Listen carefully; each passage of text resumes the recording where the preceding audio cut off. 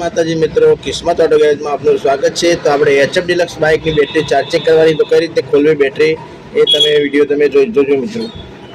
તો આ બોલ્ટ તમારે 10 નંબરનો બોલ્ટ ખોલી દેવાનો, કવર ખોલી દેવાનો, કવર ખોલીને આ બાજુવાળો બોલ્ટ ખોલી દેવાનો।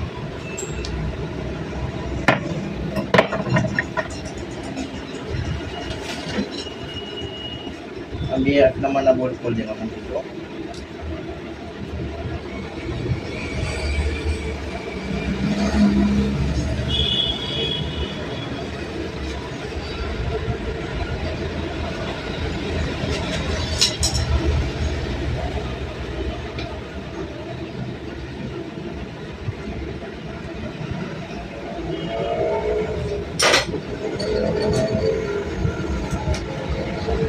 બેટરી ખોલીને તમે ચાર્જિંગ કરાવી શકો છો।